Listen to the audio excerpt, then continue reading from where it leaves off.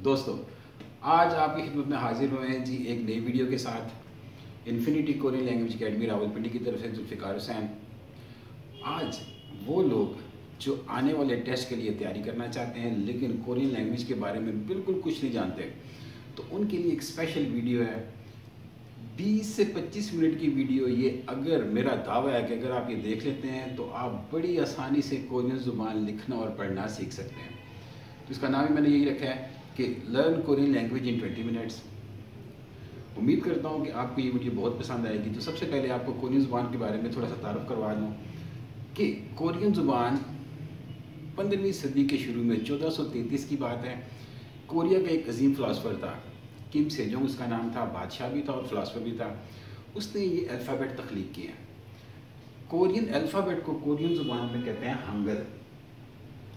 अब बेसिकली एक alphabetically system है, अल्फ़ाबेट्स हैं। उससे पहले कोरियन लोग चाइनीज़ कैरेक्टर यूज़ करते थे। जब ये किम सेजुंग ने तख्लीक की अल्फ़ाबेट, उसका दावा था कि एक आम कुंद जहन का आदमी भी बड़ी आसानी से ये कोरियन हरूफ तहज्जी, ये जो अल्फ़ाबेट है, इनको बड़ी आसानी से सीख सकता है और 5 से 6 दिनों के अंदर अंदर जो है ना वो कोरियन ज़ुबान लिखना और पढ़ना सीख सकता है। तो मेरा भी ये दावा है कि अगर आप ये वीडियो पूरी तरह देख लेते हैं, पूरी देखते हैं और तवज्जो के साथ देखते हैं, तो आपको कोरियन ज़ुबान लिखना और पढ़ना बड़ी आसानी से आ जाएगा।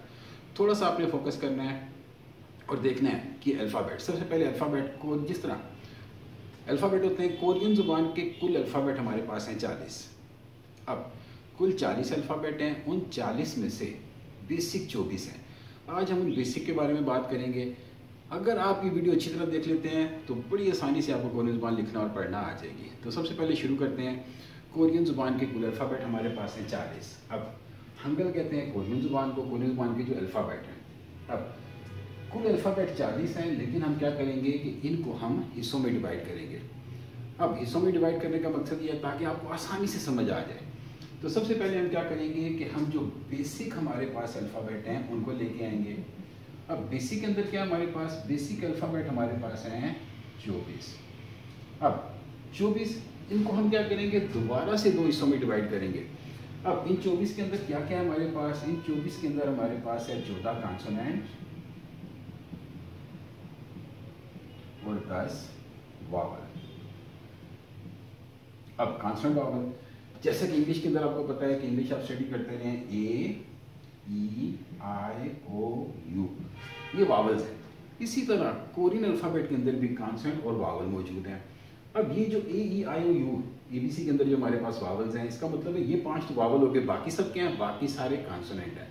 इसी तरह कोरियन ज़ुबान के जो कॉन्सोनेंट और वावल हैं वो मैं आपको सिखाता हूँ। ज़रा आपने गौर से अपने पास से नोटबुक रखनी है और उसको साथ साथ प्रैक्टिस करने की कोशिश करनी है। तो सबसे पहले हम क्या करते हैं जी, सबसे पहले हम आते हैं, देखें किसी भी लैंग्वेज को सीखने के लिए, ख़ास तौर पर जब उसको लिखना पढ़ना सीखना चाहते हैं अगर आप, तो क्या करते हैं कि जो उसके ग्रामर के रूल्स होते हैं ना, उनको लाजमी फॉलो करना पड़ता है। हम क्या करते हैं, पहले दिन से ही मैं आपको रूल नंबर 1 बताता हूँ कि रूल नंबर 1 क्या है। कोरियन ज़ुबान का जो पहला असूल है, कोरियन ज़ुबान लिखने का जो पहला असूल है वो ये है कि कोरियन ज़ुबान का कोई भी लफ्ज़ जब लिखा जाएगा तो वो सिर्फ़ और सिर्फ कॉन्सोनेंट से शुरू होगा, वावल से कोई लफ्ज़ शुरू नहीं कर सकते। जब ये बात क्लियर होगी कि कोरियन ज़ुबान का कोई भी लफ्ज़ कोई कॉन्सोनेंट से शुरू होगा, तो हम भी, अभी मैंने आपको बताया कि 24 के अंदर क्या है हमारे पास, कुल 40 हैं। सबसे पहले हम बेसिक को अलग करते हैं। बेसिक 24 है हमारे पास, इनमें 14 कॉन्सोनेंट है, 10 वावल। तो रूल नंबर 1 ये है कि कोरियन ज़ुबान का कोई भी लफ्ज़ जब लिखा जाता है तो वो सिर्फ और सिर्फ कॉन्सोनेंट से शुरू होता है, वावल से कोई लफ्ज़ शुरू नहीं हो सकता। अब बाकी लैंग्वेज जैसे इंग्लिश हमने सीखी हुई है, तो इंग्लिश में ऐसा कोई रूल नहीं है, किसी भी लफ्ज़ के शुरू में कॉन्सोनेंट भी आ सकता है, वावल भी आ सकता है। अब जैसे हमारे पास है लफ्ज़ एप्पल, ऑरेंज, अब ये सारे वावल से शुरू होते हैं, लेकिन कोई पाबंदी नहीं है। कोरियन ज़ुबान के अंदर मखसूस कर दिया गया है कि किसी भी लफ्ज़ को जब आप लिखना शुरू करेंगे तो वो सिर्फ और सिर्फ कॉन्सोनेंट से शुरू होगा, वावल से आप लफ्ज़ शुरू नहीं कर सकते। जब ये बात क्लियर होगी तो हम भी सबसे पहले क्या सीखेंगे, हम सबसे पहले सीखेंगे कॉन्सोनेंट। जैसा कि मैंने आपको बताया कि कुल कॉन्सोनेंट हमारे पास है 14। तो हम क्या करते हैं कि यहाँ पर ऊपर हम लिखते हैं जी कॉन्सोनेंट। अब ये भी सारे अल्फ़ाबेट हैं, जैसे वावल अल्फ़ाबेट हैं, कॉन्सोनेंट भी अल्फ़ाबेट है। अब हम क्या करेंगे कि सबसे पहले, क्योंकि ये एक नई लैंग्वेज आपके लिए, तो आपके लिए थोड़ा समझना मुश्किल होगा, लेकिन आपके लिए आसान कर दिया गया इसको। अब क्या होगा कि हम एक कॉन्सोनेंट लिखेंगे, कॉन्सोनेंट के सामने सबसे पहले हम देखेंगे कि हमारे कौन से अल्फ़ाबेट की आवाज़ आती है उसमें। हमारे अल्फ़ाबेट कौन से हैं? हमारे अल्फ़ाबेट है ABC या अलिफ बे। अब हम क्या करेंगे कि सबसे पहले देखते हैं जी कॉन्सोनेंट। यहाँ पे इसी के सामने उसकी जो रोमनाइजेशन साउंड है, यानी जो हमारे अल्फ़ाबेट में उसकी आवाज़ है, उसको हम नोट कर लेंगे। अब आते हैं सबसे पहले कॉन्सोनेंट की तरफ। सबसे पहला जो कॉन्सोनेंट हमारे पास है कोरियन ज़ुबान का, एक लाइन हमारे पास है लेफ्ट से राइट और एक टॉप से बॉटम। लेफ्ट से राइट, टॉप से बॉटम, दोनों को हमने मिला दिया। अगर हम इसको गौर से देखते हैं तो ऐसा लगता है जैसे साथ लिखा हुआ है, लेकिन ये कोरियन कॉन्सोनेंट है, कोरियन ज़ुबान का सबसे पहला कॉन्सोनेंट। अब आते हैं कि रोमनाइजेशन में इसकी आवाज़ की, यानी हमारे कौन से अल्फ़ाबेट की आवाज़ देता है।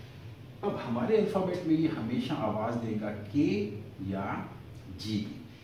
अब के या जी यानी इसकी दो आवाज़ें, के भी पढ़ा जाता है और जी भी पढ़ा जाता है। एक चीज़ आपने नोट रखनी है, अपने जहन में आज ये डाल लें कि कोरियन ज़ुबान सीखते वक्त ये जो है ना, ये आपकी आसानी के लिए है। जिसकी रोमनाइजेशन साउंड में दे रहा हूँ, जो अपने अल्फ़ाबेट की आवाज़ दे रहा हूँ, ये सिर्फ आप लोगों की आसानी के लिए है। इसके ऊपर आपने डिपेंड नहीं करना, ये सिर्फ आपको समझाने के लिए है। इसके ऊपर आप डिपेंड नहीं करेंगे। अगर आप इसके ऊपर डिपेंड करना शुरू कर देंगे तो आपकी प्रोनाउंसिएशन कभी भी कोरियन लोगों की तरह आप प्रोनाउंस नहीं कर सकेंगे। तो आपने क्या करना है कि सिर्फ समझने के लिए इसको रखना है। प्रोनाउंसिएशन जो है ना, मैं आपको बताता हूँ, उसके साथ साथ आपने इसको प्रोनाउंस करना है। अब ये जो हमारे पास कॉन्सोनेंट है, एक लाइन लेफ्ट से राइट है, एक टॉप से बॉटम है, इसको हमने आपस में मिला दिया, ऐसे लगता है जैसे साथ लिखा हुआ है। रोमनाइजेशन में इसकी आवाज़ है क या ग, क या ग। ये जो हमारे पास है ना के, यानी काफ हमारा जो होता है के या काफ, ये इसकी असल आवाज़ नहीं है, लेकिन आप लोगों को सिर्फ समझाने के लिए जो असल आवाज़ की बनती है ना, असल आवाज़ की होती है ख या ग, ख ग। अब ये हो गया हमारे पास ख या ग। इंग्लिश में करेंगे तो के या जी, इसकी दो आवाज़ें हैं हमारे पास। अब ये क्या आवाज़ है? इसके बाद मिसाल के तौर पर हमारे पास इंग्लिश का एक लफ्ज़ है, जैसे हम लिखते हैं जी कार, कार। अब ये देखें की आवाज़ यहाँ पर आ रही है हमारे पास कार, कार। अब कार। इसी तरह अगर हम इसकी आवाज़ को जी के साथ प्रोनाउंस करते हैं तो जी की आवाज़ के साथ आवाज़ क्या बन जाएगी? जी के साथ जैसे हमारे पास आवाज़ है गो, गो, कार, गो, कार, गो। तो ये हमारे पास इसकी दो आवाज़ें हैं, एक इसके बाद है ख और एक है ग। अब आते हैं दूसरे कॉन्सोनेंट की तरफ। दूसरा जो कॉन्सोनेंट हमारे पास है सेम इसी तरह का, लेकिन इसके बिल्कुल ऑपोजिट है। ये है टॉप से बॉटम और लेफ्ट से राइट। गौर से देखते हैं तो ऐसा लगता है जैसे कैपिटल एल लिखा हुआ है, लेकिन ये कोरियन कॉन्सोनेंट है। इसकी आवाज़ रोमनाइजेशन में इसकी आवाज़ आएगी, यानी जो हमारे अल्फ़ाबेट की आवाज़ है वो इसकी आवाज़ आती है एन, एन। अब एन यानी कि एक लफ्ज़ हमारे पास जैसे कि नो, एन की आवाज़ नो, नो। या फिर हमारे पास है न्यू, तो एन की आवाज़ नो या न्यू।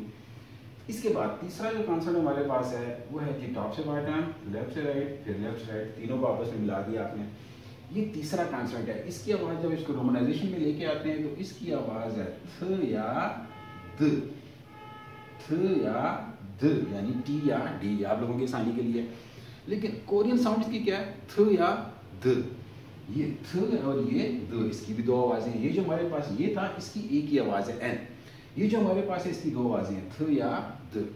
अब जैसे इसकी आवाज़, जैसे मिसाल के तौर पर हमारे पास आते हैं जी, अब इसके लिए इंग्लिश लफ्ज़ देख के देखते हैं कि हमारे पास की के साथ कौन सा लफ्ज़ बनता है। जैसे हमारे पास एक लफ्ज़ है जी टॉयलेट, टैबलेट। इसी तरह डी के साथ आते हैं तो डी के साथ हमारे पास जैसे कोई लफ्ज़ है डू, ड्राइंग,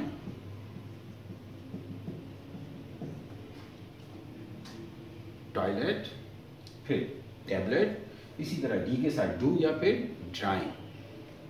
ये हो गया हमारे पास तीसरा कॉन्सेप्ट। इसके बाद आते हैं चौथे कॉन्सेप्ट की तरफ। ये हमारे पास है पहले तीन, चौथा कॉन्सेप्ट हमारे पास है जी। अब गौर से देखें तो ऐसा लगता है जैसे दो लिखा हुआ है, लेकिन ये कोरियन कॉन्सोनेंट है। इसकी भी दो आवाज़ें हैं। इसकी आवाज़ है एल या आर। अब ल या र, ल र, इसकी दो आवाज़ें हैं। अब मिसाल के तौर पर हमारे पास इस लफ्ज़ है जी लॉ, लॉ, एल के साथ। इसी को हम आर के साथ लेके आते हैं। आर के साथ जैसे हमारे पास है जी लफ्ज़ रूम, रूम, ल र ला, आर के साथ रूम। तो ये हो गए हमारे पास पहले 4 कॉन्सोनेंट। ये हमारे पास है कि इसकी 2 आवाज़ें हैं, ख या ग, जैसे कार या ग। इसी तरह ये हमारे पास दूसरा कॉन्सोनेंट है एन, इसकी आवाज़ है एन, यानी कि नो या फिर न्यू। इसी तरह हमारे पास तीसरा कॉन्सोनेंट है, इसकी आवाज़ है थ या द, जैसे टॉयलेट। इसी तरह टैबलेट, डी के साथ आएंगे तो डू या फिर ट्राइंग। फिर आता है चौथा कॉन्सोनेंट हमारे पास, इसकी आवाज़ हमारे पास है एल या आर।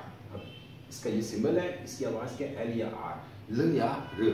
अगर एल के साथ करेंगे तो ये बनेगा ला, जैसे आर के साथ पढ़ेंगे तो फिर रूम, लॉ या फिर रूम। तो ये हो गए हमारे पास पहले 4 कॉन्सोनेंट। इसी के बाद आगे आते हैं, मैंने आपको बताया कि बेसिक जो कॉन्सोनेंट है वो हमारे पास है 14। पहले 4 ये हमारे पास, उसके बाद में हाँ अब आते हैं आगे जो हमारे पास 4 के बाद जो अगले 5 कॉन्सोनेंट है, ये हमारे पास है कि सबसे पहले आप देखें 4 के बाद हमारे पास है ये कॉन्सोनेंट। अब लिखने का तरीका क्या है, जैसे एक स्क्वायर बॉक्स होता है, सेम आपने स्क्वायर बॉक्स की तरह इसको लेना है। अब इसकी आवाज़ क्या है, रोमनाइजेशन में इसकी आवाज़ है एम, एम यानी कि मॉम, मदर, माय, तो एम की आवाज़। फिर उसके बाद हमारे पास है कि टॉप से बॉटम, टॉप से बॉटम, नीचे से मिलाया, दरमियान से मिला दिया। इसकी आवाज़ क्या है, पी या बी, यानी रोमनाइजेशन में पी या बी। असल इसकी कोरियन ज़बान में इसकी आवाज़ क्या है, इसकी प्रोनाउंसिएशन है फ या ब, फ या ब। हाँ फ टी के साथ आएगा, जैसे एक लफ्ज़ हमारे पास है पार्टी, पार्टी। बी के साथ आते हैं, जैसे हमारे पास है बैग, ब्रदर, बैग, ब्रदर। इसी तरह उसके बाद जो कॉन्सोनेंट हमारे पास है, अब देखें, अब ये एक ऐसा अल्फ़ाबेट लिखा हुआ है कि अगर हम इसको सीधा करेंगे तो क्या बन जाएगा, वाई। तो वाई को जब उल्टा लिखते हैं तो ये कोरियन कॉन्सोनेंट है। अब इसकी आवाज़ क्या है, स या श, सी, शी, S, S H, S, S H, यानी स या श, स यानी सीन, एस के साथ आएगा जैसे सॉन्ग, सॉन्ग, सिंग, सॉन्ग। इसी तरह शी यानी एस एच के साथ आएगा तो जैसे शॉपिंग, शॉपिंग, शॉपिंग। उसके बाद हमारे पास है जी ये एक अल्फ़ाबेट है जिसका सिंबल जैसे ज़ीरो हम लिखते हैं, बिल्कुल सेम वही शक्ल है जैसे ज़ीरो होता है, ओ लिखते हैं, ये ज़ीरो लिखते हैं। अब ये चीज़ आपने ध्यान में रखनी है, ये जो हमारे पास कॉन्सोनेंट है जिसकी शक्ल होती है ज़ीरो या ओ की तरह, जब भी ये किसी लफ्ज़ के शुरू में आता है ये हमेशा साइलेंट होता है, इसकी कोई आवाज़ नहीं होती, इसको हमेशा हम साइलेंट करते हैं। लेकिन जब ये किसी लफ्ज़ के आखिर में आता है तो फिर ये अपनी असल आवाज़ देता है। इसकी असल आवाज़ क्या है, एन और जी को मिला के जो लिखते हैं। अब एन और जी को मिला के आवाज़ क्या बनती है, नग, नग। अब जैसे मिसाल के तौर पर ऊपर हमारे पास एक लफ्ज़ लिखा हुआ है सॉन्ग, अब सॉन्ग, एन जी, आखिर में जो आवाज़ आ रही है एन जी, सॉन्ग। इसी तरह एक नीचे एक लफ्ज़ लिखा है शॉपिंग, अब एन जी की आवाज़ कहाँ पे आ रही है, आखिर में। तो ये जो कॉन्सोनेंट है जब भी किसी लफ्ज़ के शुरू में आएगा तो हमेशा साइलेंट होगा, लेकिन जैसे किसी लफ्ज़ के आखिर में आएगा तो फिर वहाँ पर प्रोनाउंस किया जाएगा, इसकी आवाज़ हो जाएगी एन जी, यानी जैसे सॉन्ग या शॉपिंग में एन जी की आवाज़ आ रही है। उसके बाद हमारे पास है जी ये कॉन्सोनेंट, सेम ये इसी की तरह का है लेकिन इसके ऊपर एक एक्स्ट्रा लाइन का इजाफा कर दिया गया है। अब इसकी आवाज़ क्या है हमारे पास, इसकी आवाज़ है जे, जे, जे, यानी जैसे कि हम लिखते हैं जॉब, जॉब, जॉब, जे के साथ जॉब। तो ये हमारे पास अगले 5 कॉन्सोनेंट, ये शक्ल हमारे पास है, इसकी आवाज़ है म यानी एम, जैसे मॉम, मदर, माय। इसी तरह ये हमारे पास है, इसकी है, ये जो शक्ल हमारे पास है अल्फ़ाबेट है, इसकी आवाज़ क्या हमारे पास, फ या ब, जैसे पार्टी, या फिर बी के साथ करेंगे तो बैग, ब्रदर। इसी तरह हमारे पास ये कॉन्सोनेंट है, क्या ये सीधा करेंगे तो वाई बन जाएगा, तो वाई को जब उल्टा लिखते हैं तो ये कोरियन कॉन्सोनेंट है। इसकी आवाज़ है स या श। अब स का मतलब हो गया एस, श का मतलब हो गया एस है, स यानी सॉन्ग, सॉन्ग, सिंग, सॉन्ग। इसी तरह जैसे एस एच के साथ आएगा, जैसे एक लफ्ज़ हमारे पास है शॉपिंग, शॉपिंग, तो एस एच के बाद श यानी शॉपिंग। उसके बाद हमारे पास है ये कॉन्सोनेंट, जैसे ओ या ज़ीरो होता है, इसकी आवाज़ क्या है हमारे पास, ये जब भी किसी लफ्ज़ के शुरू में आता है इसकी कोई आवाज़ नहीं होती, ये सपोर्टिंग कॉन्सोनेंट है, ये साइलेंट हो जाता है। लेकिन जैसे ही आखिर में लिखा जाएगा तो वहाँ पर फिर इसकी अपनी आवाज़ होती है, इसकी आवाज़ करती है एन जी को मिला के जो लिखते हैं। अब जैसे एक लफ्ज़ हमारे पास है सॉन्ग, अब सॉन्ग में एस ओ, आखिर में क्या आ रहा है एन जी, तो एन जी को मिला के जो आवाज़ बनती है तो ये बन गया सॉन्ग। इसी तरह ये हमारे पास एक लफ्ज़ लिखा है शॉपिंग, शॉपिंग, फिर आगे एन जी लिखा हुआ है तो एन जी की आवाज़, तो ये वहाँ पर इस्तेमाल कर सकते हैं आप जब आखिर में आपने एन जी की आवाज़ लेनी हो, शॉपिंग। इसी तरह ये हमारे पास कॉन्सोनेंट है, सेम जिस तरह शीयत लिखा हुआ है सेम ये वही लिखा हुआ है ये, लेकिन इसके ऊपर क्या एक्स्ट्रा एक लाइन दे दी गई है। इसकी आवाज़ क्या है, जे, जे। अब जे से जैसे हम लिखते हैं जॉब, जॉब, जॉब। तो ये हमारे पास जी अगले 5 कॉन्सोनेंट, पहले 4 थे, 5 हो गए, कितने हो गए 9, उसके बाद हमारे पास रह गए हैं 5 और। अब इसको मैं आगे आपको बताता हूँ कि अगले 5 कौन से हैं। अब आते हैं जी जो अगले 5 कॉन्सोनेंट हमारे पास हैं, 9 और 9 के बाद 5 ही हो गए हमारे पास 14, तो ये बेसिक आपके कंप्लीट हो जाएंगे। अच्छा, जो हमारे पास 10वां कॉन्सोनेंट है, सेम वही सिंबल है इसका, जैसे हमारे पास शीयत यानी जो पहले सीन छीन था या जे था। फर्क क्या है कि एक की बजाय ऊपर 2 लाइन है, यानी दूसरा स्ट्रोक फिर इजाफा कर देगी। पहले एक स्ट्रोक जो पहले जे था उसमें 1 स्ट्रोक का इजाफा किया, ये जो हमारे पास इसमें 2 स्ट्रोक का इजाफा किया गया इसके ऊपर। अब इसकी आवाज़ क्या हमारे पास, इसकी आवाज़ है छ, लिखना आपने सेम उसी तरह है जैसे वाई को उल्टा लिखते हैं, ऊपर एक लाइन फिर दूसरी लाइन इसके ऊपर डाल देनी है। आवाज़ की क्या हमारे पास छ, छ, ये जो उर्दू में हमारे पास छ होता है, जैसे हम लिखते हैं उर्दू में 6 से छतरी, छतरी, तो 6 असल आवाज़ की क्या है छ, 6 से छतरी। इसके बाद हमारे पास जो है ये हमारे पास जो सबसे पहला कॉन्सोनेंट है जिसकी आवाज़ थी ख या ग यानी के या जी, सेम वही है, इसके अंदर एक स्ट्रोक का इजाफा किया गया, इसके अंदर एक स्ट्रोक दे दिया गया है, सेम वही है। ये हमारे पास है ख, ख, ख।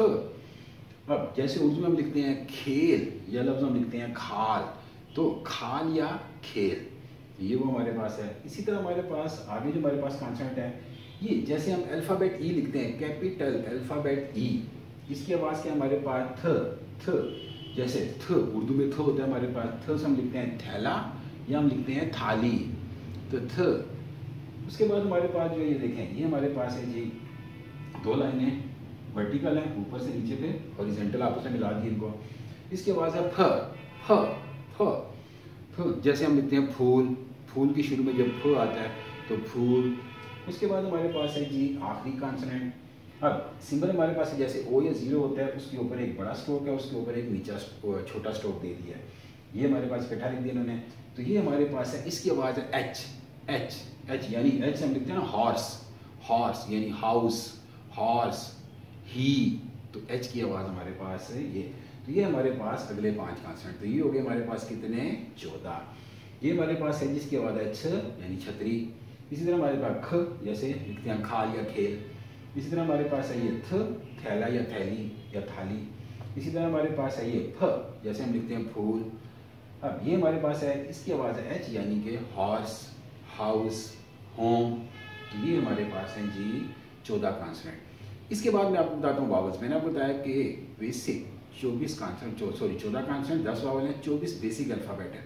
14 कॉन्सोनेंट मुझे उम्मीद आपको समझ आ गई होगी। अब मैं आपको बताता हूँ वावल्स के बारे में। जब आपके वावल्स भी आपको समझ आ जाएंगे, फिर मैं आपको लिखने का तरीका बताता हूँ कि कोई ज़बान को लिखते कैसे और पढ़ते कैसे। हाँ जी, अब आते हैं वावल्स की तरफ। मैंने आपको बताया कि बेसिक वावल हमारे पास 10 हैं, 14 कॉन्सोनेंट और 10 वावल। अब बेसिक वावल हमारे पास 10 हैं, लेकिन हम क्या करेंगे, इनको 2 हिस्सों में डिवाइड कर लेंगे, तकसीम करेंगे आप लोगों की आसानी के लिए, ताकि आपको आसानी से समझ आए। पहले जो 5 वावल हैं हमारे पास, वो बेसिकली हैं वर्टिकल वावल्स। वर्टिकल वावल का मतलब क्या होता है, वर्टिकल लाइंस क्या होती हैं, वर्टिकल लाइंस को कहते हैं बेसिकली क्या होता है कि टॉप से बॉटम, ऊपर से नीचे की तरफ एक सीधी सीधी लाइन होती है, उसे कहते हैं वर्टिकल। तो ये इसीलिए इनका नाम वर्टिकल वावल्स रखा गया है, क्योंकि इनमें सीधी सीधी एक लाइन है टॉप से बॉटम की तरफ। तो अब क्या करते हैं, सबसे पहले हम देखते हैं वावल्स और फिर उनकी आवाज़। हमारे पास जो सबसे पहला वावल है, जो वर्टिकल वावल 5 हैं, वो क्या है हमारे पास, एक लाइन टॉप से बॉटम, ऊपर से नीचे की तरफ सीधी लाइन है, दाईं तरफ एक स्ट्रोक है, यानी कि एक लाइन दाईं तरफ डाल दी गई है। ये एक वावल है हमारे पास। इसकी आवाज़ हमारे पास है आ, आ, आ। एक सीधी लाइन है वर्टिकल टॉप से बॉटम की तरफ, दाईं तरफ एक स्ट्रोक है, इसका लाइन है, इसको हमेशा हम पढ़ेंगे आ। ये आ कौन सा वावल, आ हमारे जैसे हम एक लफ्ज़ लिखते हैं इंग्लिश में, हमारे पास एक लफ्ज़ है कार। अब कार के अंदर CAR, तो कार। अब CA हम के उसको ए नहीं पढ़ते, हम आ पढ़ते हैं, तो कार, कार। तो इस वावल की आवाज़ क्या है आ, आ। इसी तरह हमारे पास है वावल, एक सीधी लाइन है टॉप से बॉटम यानी वर्टिकल लाइन है सीधी, दाईं तरफ 2 स्ट्रोक है, यानी यहाँ पर क्या था, दाईं तरफ एक स्ट्रोक था, इसके दाईं तरफ 2 स्ट्रोक है, यानी 2 लाइनें डाल दी गई हैं। इसकी आवाज़ हमारे पास है या, या, या।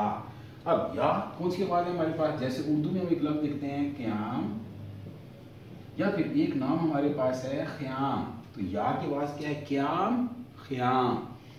इसी तरह एक वावल, तीसरा जो वावल हमारे पास है वो कौन सा है, एक वर्टिकल लाइन है ऊपर से नीचे टॉप से बॉटम की तरफ। अब इसमें क्या फ़र्क है, इसके दाईं तरफ स्ट्रोक है जबकि इसके बाईं तरफ स्ट्रोक है।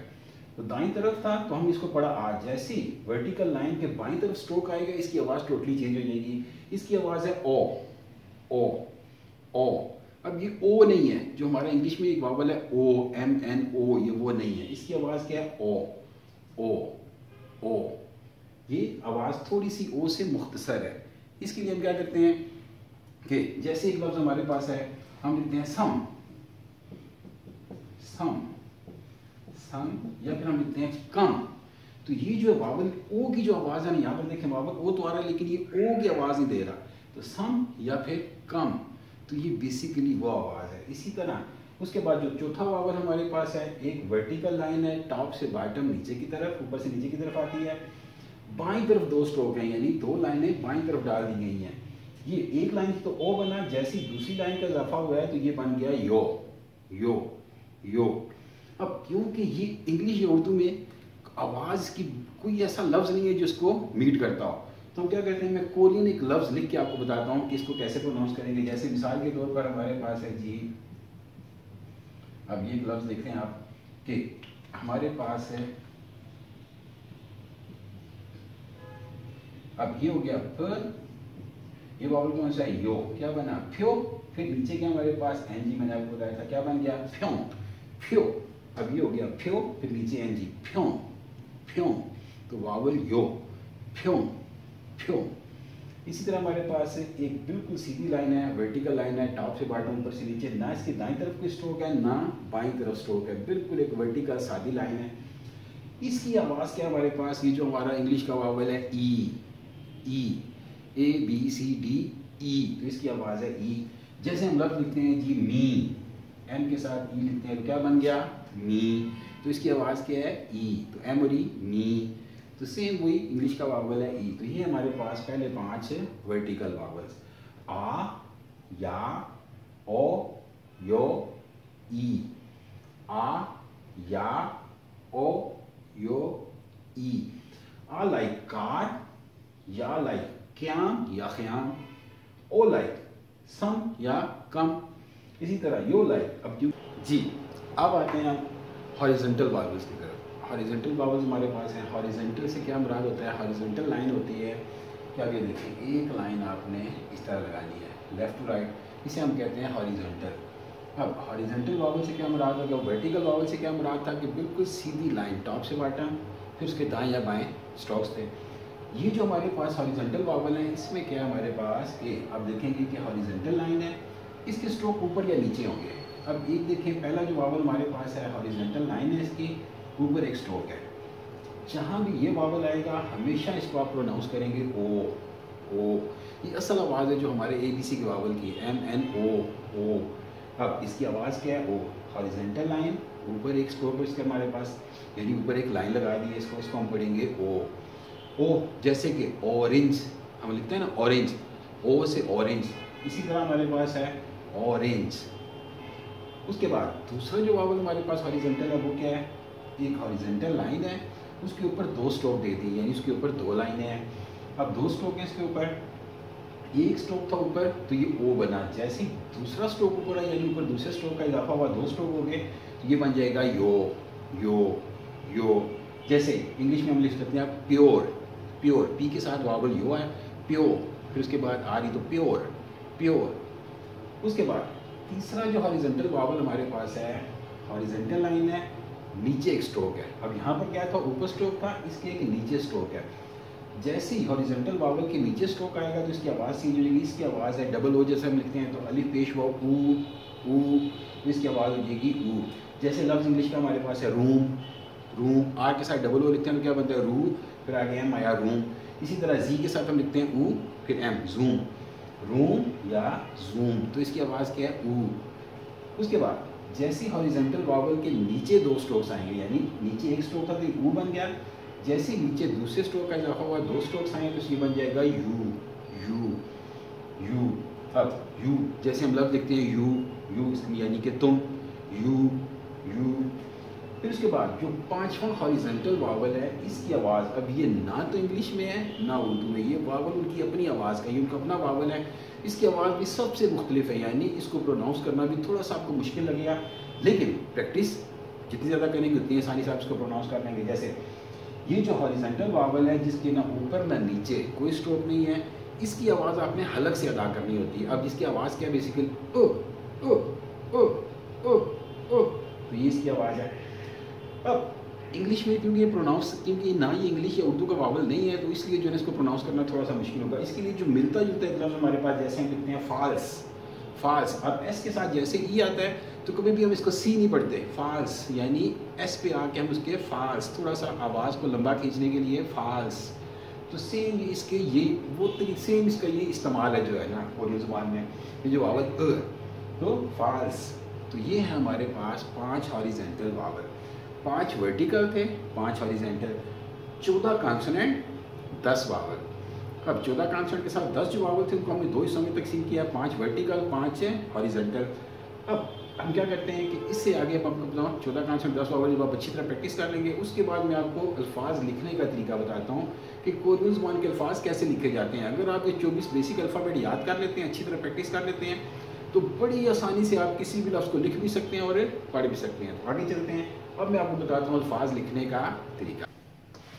जी, अब आते हैं कोरियन अल्फाज लिखने की तरफ कि कोरियन ज़ुबान के अल्फाज होते हैं उनको लिखते कैसे।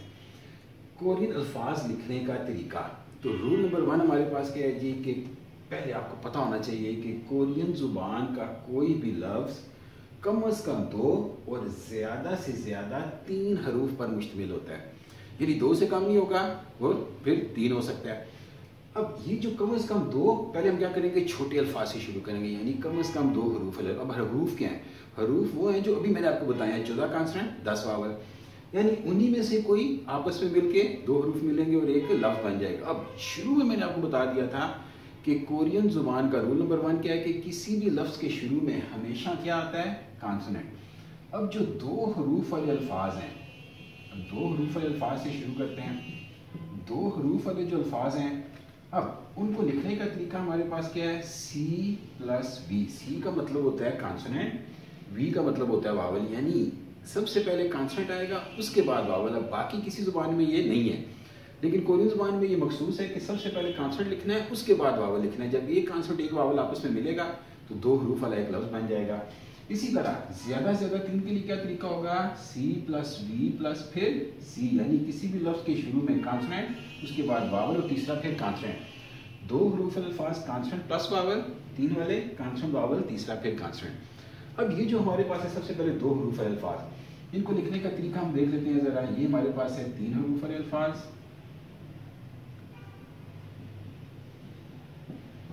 और ये हमारे पास है 2 हरूफ अल्फाज। अब सबसे पहले हम 2 हरूफ अल्फाज को लिखने का तरीका देखते हैं। कॉन्सोनेंट वावल अच्छी तरह प्रैक्टिस करनी है आपने। उसके बाद हम क्या करते हैं कि यहाँ पर कॉन्सोनेंट लिख लेते हैं, इसी के सामने वावल लिख लेते हैं। अब ये जो 2 हरूफ अल्फाज है ना, इनको लिखने का तरीका है, 2 तरीके हैं हमारे पास। क्यों? क्योंकि वावल हमारे पास 2 तरह के, एक हमारे पास है वर्टिकल, एक हमारे पास है हॉरिजॉन्टल। अब इसीलिए इसको लिखने के 2 तरीके हैं। एक तरीका हमारे पास है कॉन्सोनेंट प्लस वावल, यानी कॉन्सोनेंट लिखेंगे उसी के सामने वावल लिख लेंगे। एक तरीका हमारे पास है ये कॉन्सोनेंट उसके नीचे वावल लिखेंगे। ये जो तरीका है ये हमारे पास है वर्टिकल वावल्स के लिए, और ये जो तरीका है हमारे पास ये है हॉरिजॉन्टल वावल के लिए। कि वर्टिकल वावल हमेशा कॉन्सोनेंट के सामने दाएं तरफ बराबर में आएंगे, जबकि हॉरिजॉन्टल वावल हमेशा कॉन्सोनेंट के नीचे लिखे जाएंगे। इसीलिए हमने दोनों को पहले ही अलग कर लिया था ताकि आपको आगे आसानी हो। अब हम क्या करते हैं कि यहाँ पर कोशिश करते हैं लिखने की। सबसे पहले हम क्या करते हैं कि यहाँ पर एक कॉन्सोनेंट उठाया हमने, ये हमारे पास एक कॉन्सोनेंट है। अब इसी के सामने ये हमारे पास कॉन्सोनेंट है, इसी के सामने हमारे पास एक वावल है, ये वावल हमारे पास है आर। ये हो गया हमारे पास कॉन्सोनेंट और ये वावल है, ये वर्टिकल वावल है। अब वर्टिकल वावल को लिखने का तरीका क्या होता है कि हमेशा कॉन्सोनेंट के दाईं तरफ लिखते हैं। तो जब इसको हम मिला के लिखेंगे तो कॉन्सोनेंट वर्टिकल वावल बिल्कुल दाईं तरफ बराबर में जोड़ के लिख देंगे। अब इस लफ्ज़ को हम प्रोनाउंस करने की कोशिश करते हैं। ये हमारे पास मैंने आपको बताया था कि इंग्लिश में तो इसकी जो रोमनाइजेशन में आवाज़ है वो के या जी है, लेकिन असल आवाज़ क्या है? ख या ग। हम जो असल आवाज़ है उसके साथ प्रोनाउंस करेंगे। ये हो गया हमारे पास ख और ये हो गया हमारे पास आ। जैसे ही हम दोनों को मिला के पढ़ेंगे तो क्या बना? खा खा खा खा। इसी तरह एक वावल हमारे पास है कि ये, इसकी आवाज़ है एन, इसी के साथ यही वावल हम मिलाते हैं, कॉन्सोनेंट के साथ मिलाते हैं। ये हो गया एन, ये हो गया वावल आर, ये वर्टिकल वावल है। तो वर्टिकल वावल कहाँ आता है? हमेशा कॉन्सोनेंट के दाईं तरफ बराबर में। तो ये हो गया हमारे पास खा, जबकि ये एन है और ये आर, दोनों को मिला के पढ़ेंगे तो क्या बना? ना, ना। ये हो गया खा, ये हो गया ना। इसीलिए शुरू में मैंने आपको बता दिया था कि आपने रोमनाइजेशन पे फोकस नहीं करना, आपने असल आवाज़ पे फोकस करना। यानी जब प्रैक्टिस करेंगे तो असल आवाज़ के हिसाब से। ये क्या बना? खा, ये क्या बना? ना। अब ये तो हो गया हमारे पास वर्टिकल वावल लिखने का तरीका। अब हम आते हैं हॉरिजेंटल वावल। हॉरिजेंटल वावल क्या होगा? हॉरिजेंटल वावल हमेशा कॉन्सोनेंट के नीचे लिखे जाते हैं। सेम ये कॉन्सोनेंट आते हैं यहाँ से ही, ये कॉन्सोनेंट आया जिसके बाद है ख या ग। इसके साथ हम क्या करेंगे? Horizontal vowel. अब हॉरिजेंटल वावल कौन से हमारे पास? जो हॉरिजेंटल लाइन है, ऊपर एक लाइन। अब इसी के साथ जब हम इसको ऐड करेंगे तो क्योंकि ये हॉरिजेंटल वावल है तो उसके ये दाईं तरफ नहीं लिखा जाएगा। हॉरिजेंटल वावल हमेशा कॉन्सोनेंट के नीचे लिखा जाता है। पढ़ने का तरीका फिर वही तरीका है कि सबसे पहले कॉन्सोनेंट की आवाज़ लेंगे, उसके साथ वावल की आवाज़ मिलाएंगे। ये हमारे पास है कॉन्सोनेंट ख, इसकी वावल की आवाज़ क्या है? ओ। बड़ा है अपना, प्रैक्टिस करनी अच्छी तरह। ख के साथ जैसे ही ओ मिला तो क्या बना? खो, खो, खो। इसी तरह हमारे पास है नियम एन, इसके साथ जब हॉरिजेंटल वावल, इसी हॉरिजेंटल वावल ओ को लिखते हैं, लेकिन क्या होगा? क्योंकि ये हॉरिजेंटल वावल है तो ये दाईं तरफ नहीं लिखा जाएगा, ये हमेशा कॉन्सोनेंट के नीचे लिखा जाएगा। तो ये हमारे पास एन और ये वावल है ओ, दोनों को मिलाएंगे तो क्या बना? नो। तो ये क्या पढ़ा जाएगा? खो, और इसको हम पढ़ेंगे नो। ये हमारे पास क्या पढ़ा जाएगा? खा, इसको हम क्या पढ़ेंगे? ना। तो ये हमारे पास है कॉन्सोनेंट और वावल मिला के लिखने का तरीका, उसको प्रोनाउंस करने का तरीका। ये तो हमारे पास था कम से कम 2 हरूफ अल्फाज। इसी के साथ हम क्या करते हैं? तीसरा जो हर्फ है उसको भी ऐड करते हैं, जो हमारे पास है consonant plus vowel plus consonant. अब कॉन्सोनेंट वावल, तीसरा फिर क्या होता है हमारे पास? कॉन्सोनेंट। अगर 3 हरूफ अल्फाज बनाए तो उसमें तीसरा कॉन्सोनेंट ऐड करते हैं। अब तीसरा जो कॉन्सोनेंट होता है ये हमारे पास देखें कि वर्टिकल वावल हमेशा दाईं तरफ, कॉन्सोनेंट के दाईं तरफ, हॉरिजॉन्टल हमेशा कॉन्सोनेंट के नीचे। जो तीसरा कॉन्सोनेंट होता है उसकी पोजीशन क्या है? तीसरा कॉन्सोनेंट हमेशा क्या करते हैं जी कि ये तीसरा कॉन्सोनेंट हमेशा कॉन्सोनेंट वावल, तीसरा कॉन्सोनेंट हमेशा नीचे आता है। अब ऊपर वर्टिकल वावल है, दाईं तरफ लिख दिया हमने, तीसरा कॉन्सोनेंट उसके नीचे आया। इसी तरह अगर हॉरिजॉन्टल वावल होगा तो हम क्या करेंगे? कॉन्सोनेंट हॉरिजॉन्टल वावल उसके नीचे आएगा, तीसरा कॉन्सोनेंट उसी लाइन में उसके नीचे आ जाएगा। तो इसका मतलब ये हुआ कि तीसरा क्या होता है? तीसरा फिर कॉन्सोनेंट होता है और वो सिर्फ नीचे आता है, उसे कोई फर्क नहीं पड़ता ऊपर वर्टिकल वावल है या हॉरिजॉन्टल है, उसकी पोजीशन सिर्फ और सिर्फ एक है और वो है नीचे।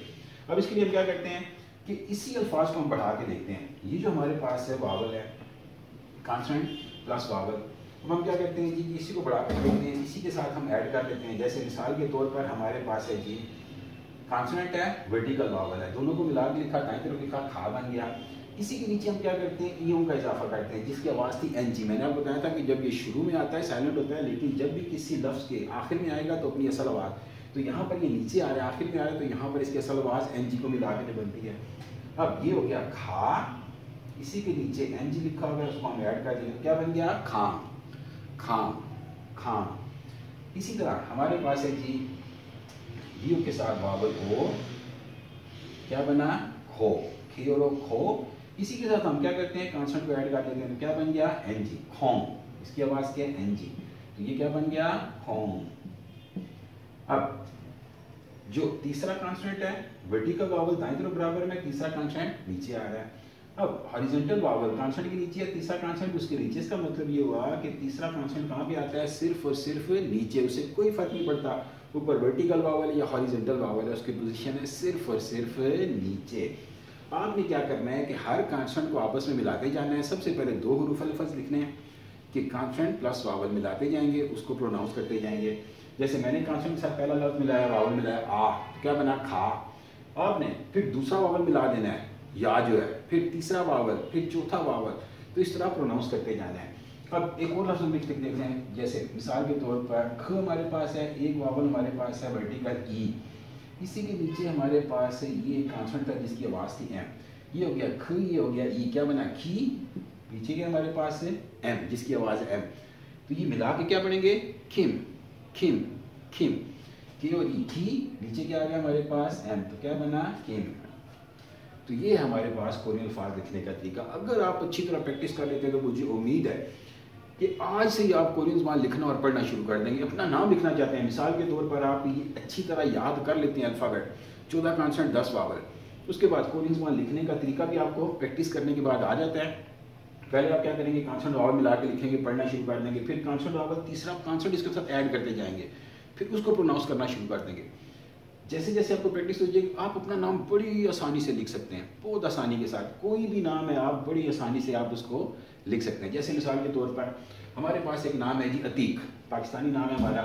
हम क्या करेंगे, सबसे पहले यहाँ पर इसको इंग्लिश में लिख लेंगे अतीक। अब हम क्या करेंगे, कोरियन ज़बान में इसको लिखना चाहते हैं आप, तो क्या करेंगे, सबसे पहले हमारे पास है जी उनके साथ वावल आ, क्योंकि कोरियन ज़बान का कोई भी लफ्ज़ कम से कम 2 हरूफ पर मुश्तमिल होता है, अकेला वावल आ हम नहीं लिख सकते। तो वहाँ पर हम क्या करेंगे, सपोर्ट लेंगे ईयों की, जिसकी आवाज़ एन जी है हमारे पास। जब मैंने बताया था जब ये शुरू में आता है साइलेंट हो जाएगा आ, फिर थी, थिकुत की आवाज़ जो हमारे पास थ्रू है उसके साथ वावल ई लगा दी, क्या बना आ थी। फिर हमारे पास है क्यू, क्यू के साथ हम क्या करेंगे, ख की जो आवाज़ है वो लेंगे।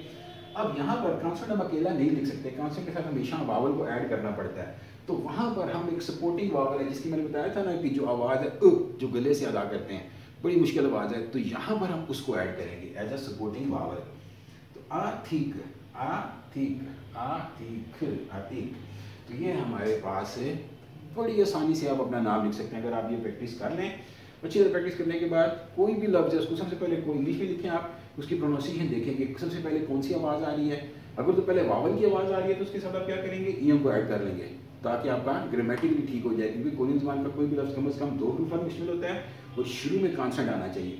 तो ये कॉन्सोनेंट है, इसको सपोर्टिंग कॉन्सोनेंट यूज़ करेंगे, उसके बाद वावल लिख देंगे, उसके आगे सारा हम लिखते जाएंगे। तो बहुत आसान है कोरियन ज़बान। कहते हैं कि दुनिया की आसान तरीन ज़ुबानों में से एक ज़ुबान कोरियन ज़बान है, लिखना पढ़ना। उम्मीद करता हूँ कि आपको ये बड़ी आसानी से समझ आ गई होगी। एक दरख्वास्त है आपसे कि अगर आपको ये वीडियो पसंद आए तो कमेंट ज़रूर कीजिएगा। अगर कोई चीज़ मज़ीद पूछना चाहते हैं तो कमेंट में आप मुझे पूछ सकते हैं आप। उसके अलावा चैनल को जरूर सब्सक्राइब करें ताकि इससे अगला जो लेसन है, अभी हमने क्या किया है कि सिर्फ 24 अल्फ़ाबेट हमने पढ़े, मैंने बताया कि ये 40 अल्फ़ाबेट है। अगर आप मज़ीद सीखना चाहते हैं तो मेरे चैनल को सब्सक्राइब करें। इंशाल्लाह ताला जल्दी मैं आपके कमेंट्स देखूंगा, मैं देखूंगा कि आप लोगों को ये वीडियो कितनी पसंद आई है, उसके बाद मैं इसका पार्ट 2 अपलोड करूँगा। बहुत शुक्रिया, एंजॉय करें।